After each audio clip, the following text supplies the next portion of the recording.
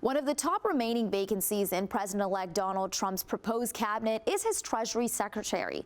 And the views of his contenders there reflect broader questions about how he might wield tariffs in his new administration. Meanwhile, there's more reaction coming out regarding some of Trump's recent controversial picks. President-elect Donald Trump has named the senior Republican on the Federal Communications Commission as the new chairman of the agency tasked with regulating broadcasting, telecommunications, and broadband. Carr is a longtime member of the commission and served previously as the FCC's general counsel. With Republicans taking control of the Senate, many of Trump's cabinet nominees are likely to face an easy path to confirmation. Among Trump's picks are Florida Representative Matt Gaetz for Attorney General, Florida Senator Marco Rubio for Secretary of State in charge of Foreign Affairs, Fox News host Pete Hegseth as Defense Secretary, South Dakota Governor Kristi Noem as Homeland Security, former House Rep Tulsi Gabbard to lead the Department of National Intelligence, and Robert F. Kennedy Jr. to become the Secretary of Health and Human Services. But some think Gaetz and Gabbard would be a mistake. This is a very serious mistake if Tulsi Gabbard is allowed to take over as Director of National Intelligence.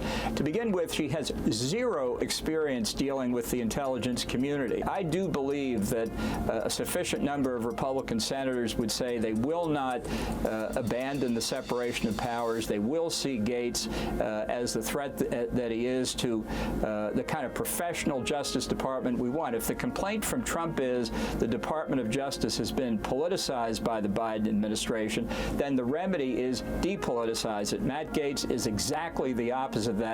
He will make it worse, and I think could cause problems in the department. It could take decades to repair. Gaetz especially receiving a lot of criticism.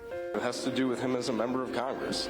He doesn't do his job. He vacated the Speaker of the House, and as soon as he did, he sent out fundraising text messages and emails. That's abhorrent. That is somebody who's for themselves and not for the team.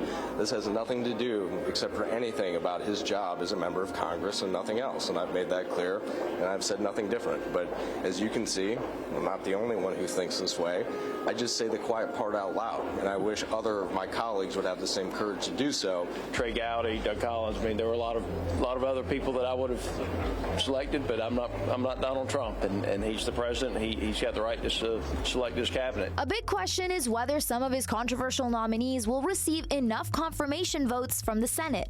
Republicans are going to be able to lose just 3 Republican votes on any of these confirmations and have them still pass. A 4th Republican defects and these nominations won't go through.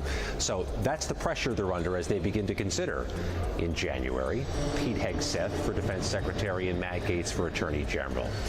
Democrats have the ability to try to galvanize some opposition, but in the Senate, Democrats can call their own witnesses. But Trump is considering recess appointments to skip over Senate confirmations for some of the most powerful positions in the U.S. government.